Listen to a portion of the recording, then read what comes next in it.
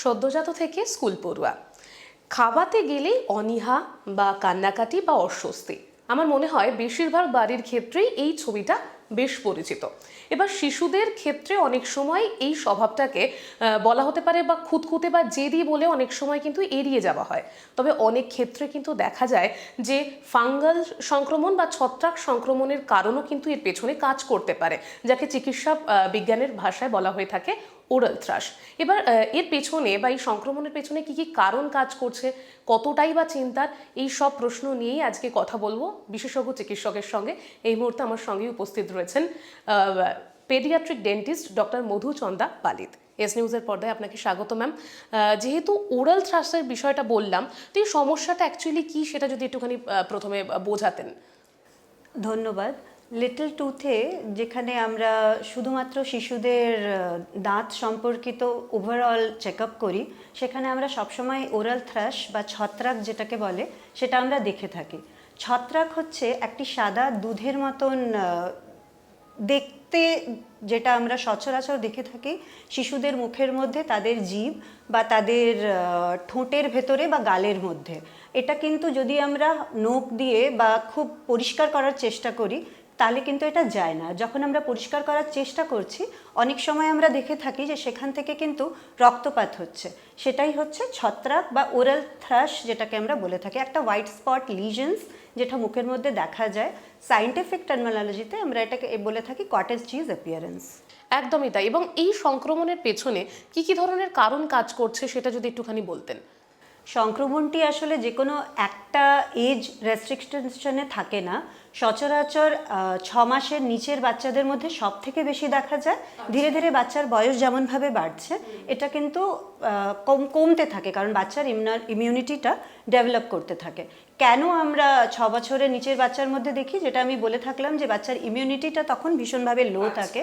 Specially 1 বছরের নিচের বাচ্চারা যাদের সিজারিয়ানে ডেলিভারি হয় তাদের ক্ষেত্রেও আমরা ওরাল থ্রাশটা অনেক কমনলি দেখে থাকি। সো এটার কারণ কি হচ্ছে? কারণ হচ্ছে অনেক সময় আমরা যেমন বলি যে মুখ পরিষ্কার করা মানে শুধু যে দাঁতটাকে পরিষ্কার করছে সেটা কিন্তু নয়। মুখের যে সচরাচর পরিষ্কারটা সেটা ওভারঅল জেনারেল হেলথের উপরে অনেক বেশি পড়ে। সেটারই একটা হচ্ছে ওরাল থ্রাশ। তো এটা আমরা কেন দেখছি? বাচ্চারা যদি নিপল থেকে দুধ খাচ্ছে, সেই নিপলটাকে আমরা ভালোভাবে পরিষ্কার করছি না, স্টেরিলাইজ করছি না, অ্যারাউন্ড 20 মিনিটস ধরে ওটাকে ফুটন্ত জলে ফোটাচ্ছি না, প্যাসিফায়ার যদি বাচ্চা নিচ্ছে, বা মায়ের ডেলিভারির সময় যদি অনেক বেশি অ্যান্টিবায়োটিক মারা নিয়ে থাকেন, বা ভ্যাজাইনাল কোনো রকম কোনো ইনফেকশন থেকে থাকে, বা নিপলে যদি মাদার্স নিপলে ওয়াইল ব্রেস্ট ফিডিং সেখানেও যদি তখন কোনো রকমের থ্রাশ, কারণ থ্রাশ জিনিসটা বা ক্যান্ডিডাল ইনফেকশন যেটাকে আমরা বলে থাকি সেটা সবসময় একটা নরম জায়গা, সেটা স্যাঁতস্যাঁতে জায়গাতে গ্রো করার প্রবাবিলিটি বেশি থাকে। তো যদি আমরা ভালোভাবে মুখটাকে পরিষ্কার রাখি তাহলে কিন্তু এটা হওয়ার সম্ভাবনাটা খুব কম। আর যত অ্যান্টিবায়োটিক ইউজ করব, অনেক সময় ইমিউনিটি লো থাকলেও এটা অনেক বেশি হয়। বড় বাচ্চাদের ক্ষেত্রে ডায়াবেটিস যদি থাকে তাতেও হয়। স্টিরয়েড প্রলংড ইউজেও আমরা অনেক সময় মুখের মধ্যে এই সাদা দুধের মতন দাগটা দেখে থাকতে পারি, যেটা অনেক সময় প্যাচ, অ্যাজ আ প্যাচ আমরা দেখি মুখে। একদমই তাই। তার মানে যারা সদ্যজাত বা যারা ব্রেস্ট ফিড করে তাদের ক্ষেত্রে কি এই সমস্যাটা বা এই সংক্রমণটা হওয়ার ঝুঁকি বেশি থাকে? বেশি থাকে। এটার কারণ হচ্ছে তাদের ইমিউনিটিটা প্রপারলি ডেভেলপ করে থাকে না। 6 মাসের পর যেমনই ইমিউনিটিটা ডেভেলপ করতে থাকে এই জিনিসটা খুব কম হয়ে যায়। তো তাহলে এখান থেকে আমরা কি জানলাম? পেরেন্টসদের উদ্দেশ্যে আমি এখানে বলবো যে আপনারা কিন্তু দাঁত বেরোলে যে দাঁতটা পরিষ্কার করব সেটা কিন্তু নয়। সবসময় বাচ্চা যখনই জন্মালো তাদের মুখটা কিন্তু খুব স্যাঁতস্যাঁতে, কারণ তারা তখন জলও খাচ্ছে না টিল 6 মান্থস, ওরা শুধু খাচ্ছে হচ্ছে মায়ের দুধ বা টপ ফিড যেটা খায়। তো সেই সময় কি করা উচিত? বাচ্চারা যখনই দুধ খাচ্ছে তারপরে একটা গজ নিয়ে বা ধুতি ছেঁড়া কাপড় আমরা বলে থাকি অনেক কটা রাখা উচিত। ফিঙ্গারের মধ্যে ওটাকে র্যাপ করে ওটা ফুটিয়ে ভালোভাবে পরিষ্কার রেখে পুরো মুখটাকে গাম ম্যাসাজ করে জিভটাকে ভালো করে পরিষ্কার করাটা খুব দরকার। বাচ্চা যতবার দুধ খাবে ততবার। একদমই তাই। আপনি যে সাদা আস্তরের ব্যাপারটা বললেন, এটা তো একটা সংক্রমণটার একটা বিশেষ লক্ষণ। এছাড়া আর কি কি ধরনের সিমটমস বা লক্ষণ দেখলে বাবা মারা সচেতন হতে পারবেন? অনেক সময় যদি বাচ্চারা নবজাত শিশু যাদেরকে বলি তারা কিন্তু ব্রেস্ট ফিড করতে আর চায় না, তাদের তো আর মুখে বোঝাতে পারবে না, তারা অনেক অস্থির হয়ে পড়ে। আর এমনি শিশুদের ক্ষেত্রে আমরা দেখব যে ওদের খাওয়ার প্রতি অনীহা বেড়ে যাচ্ছে, খেতে চাইছে না, যেটা আমরা সচরাচর বিহেভিয়ারাল ইস্যুস বলে ভেবে থাকি, সে সময় আমাদেরকে সেটাও ভাবতে হবে। আবার ছোট শিশুদের ক্ষেত্রে ডাইপার র্যাশ, যেটা নর্মাল চলে যাচ্ছে না এমনি রেগুলার ওষুধের দ্বারা, সেটাও যদি, তাহলে আমাদেরকে ভাবতে হবে এটার একটা ওরাল থ্রাশের সাথে সম্পর্ক থাকলেও থাকতে পারে। তো মুখটাকে আমাদের দেখাটা খুব দরকার। আর যে কোনো একটা সাদা দাগকে, যেটা আমরা লিটল টুথে সবসময় দেখে থাকি যে সাদা দাগ জিভের ওপরে মানেই হচ্ছে দুধের দাগ, সেটা কিন্তু সবসময় নয়। একদমই তাই। আর যখন এই ধরনের বাচ্চা নিয়ে বাবা মারা আপনাদের কাছে আসছে, তখন কি ধরনের টেস্ট বা কি ধরনের পরীক্ষার মাধ্যমে আপনারা বুঝে থাকেন যে এটা এই ধরনের সংক্রমণ থেকেই হচ্ছে? এটা হচ্ছে সব থেকে প্রথম আমরা মুখের কন্ডিশনটা দেখি যে মুখটাকে কীরমভাবে পরিষ্কার রাখা হচ্ছে। মাদার্সের হেলথটা নিয়ে আমরা একটা এভ্যালুয়েশন করি যে মায়ের হেলথ কেমন ছিল, কোনো রকম সংক্রমণ ছিল কিনা, কোনো লং অ্যান্টিবায়োটিক মা নিয়েছিলেন কিনা ডেলিভারির সময়, সেসব। বড় বাচ্চাদের ক্ষেত্রে আমরা দেখে থাকি যে বাচ্চা অনেক সময় যদি ইনহেলার নিচ্ছে, ইনহেলার নেওয়ার পরে মুখ কুলকুচি না করছে, সেটার ক্ষেত্রেও কিন্তু মুখটার তখন একটা স্তর পড়ে যায়, আর সেখান থেকে ইমিউনিটিটা লো হয়। এখানে একটা জিনিস বলাটা খুব বাহুল্য, সেটা হচ্ছে যে ওরাল থ্রাশ, যেটা আমরা ক্যান্ডিডাল ইনফেকশন বলি, এটা কিন্তু আমাদের সকলের শরীরেই আছে। একটা সময় এটা বেড়ে যাচ্ছে, সেটা কেন বেড়ে যাচ্ছে? কোনো একটা শারীরিক পরিবর্তনের জন্য এটা বেড়ে যাচ্ছে, বা মুখের মধ্যে কিছু একটা পরিবেশ জনিত কিছু একটা চেঞ্জ হচ্ছে, সেটার জন্য এটা বেড়ে যাচ্ছে। তো আমরা সে সময় ওটাকে আমরা স্ক্রেপ করি, যেটাকে বলা হয়। স্ক্রেপ করার পরে আমরা যদি দেখি যে সেটা চলে যাচ্ছে না, আর একটা যেটা কটেজ চিজ অ্যাপিয়ারেন্স, একটা ওঠা ছোট্ট ফুলকপির মতন ছোট ছোট ছোট ছোট আমরা মুখের মধ্যে দেখতে পাই। স্পেশালি অনেক সময় জিভের ওপরে মেইনলি দেখা যায়, তার সাথে গালের ভেতরে, ঠোঁটের ভেতরে, অনেক সময় তালুতেও দেখা যায়। টেস্ট একদম বাচ্চা নিতে পারে না, খাওয়ার প্রতি অনীহা হয়ে যায়, কিছু খেতে চায় না বাচ্চা সে সময়। এগুলোর থেকে আমরা বুঝতে পারি যেটা ওরাল থ্রাশের জন্য হচ্ছে। একদমই তাই। এই ট্রিটমেন্ট কি রয়েছে যখন এই ধরনের পেশেন্ট আপনাদের কাছে আসছে? কি ধরনের ট্রিটমেন্ট বা কতদিন ধরে এই চিকিৎসা চলে, সেটা যদি একটু জানান। খুব ভালো প্রশ্ন করেছেন এখানে আপনি। এটা কিন্তু ঘরোয়া টোটকা দিয়ে একদমই ঠিক করা যায় না, আর এটাকে নেগলেক্ট করা উচিত না যে একটা সাদা দাগ ঠিক হয়ে যাচ্ছে। এটা একটা ভীষণ গুরুত্বপূর্ণ প্রশ্ন। তো এখানে সে সময় আপনাদের আশেপাশে যে কোনো পিডিয়াট্রিক ডেন্টিস্ট যদি থাকেন, বা শিশু বিশেষজ্ঞ যারা, পিডিয়াট্রিশিয়ানদের কাছে সবসময় বাচ্চাকে নিয়ে যাওয়া উচিত। এবং তারপরে আমরা ক্যান্ডিডাল ইনফেকশনের জন্য আমরা একটা ড্রপ বা জেল দিয়ে থাকি, সচরাচর নিস্টাটিন বা ওই জাতীয় কিছু। নিউবর্ন বাচ্চাদের ক্ষেত্রে ওটা একটা ড্রপ দিয়েই চলে যায়। মায়ের ক্ষেত্রে আমরা যদি নিপলে কিছু আছে তো আমরা জেল লাগিয়ে থাকি, তাতে ওটার একটা কোর্স আছে।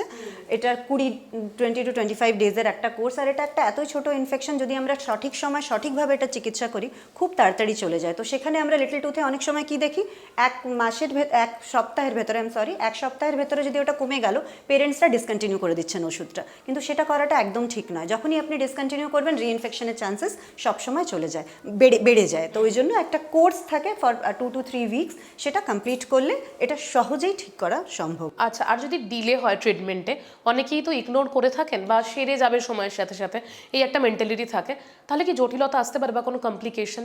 নিশ্চয়ই, তার ক্ষেত্রে প্রচুর জটিলতা আসার সম্ভাবনা আছে। বাচ্চার জ্বর আসার সম্ভাবনা রয়েছে, বাচ্চার খাওয়ার প্রতি অনীহাটা বেড়ে যাওয়ার জন্য উইকনেস বেড়ে যাওয়ার সম্ভাবনা আছে। অনেক ক্ষেত্রে আমরা বাচ্চাদেরকে দেখে থাকি যে বাচ্চাদের ওজন কমে যাচ্ছে না খেতে পেরে। তো ওই জন্য সঠিক সময় সঠিক চিকিৎসা করাটা খুব দরকার বিশেষজ্ঞদের। একদমই তাই।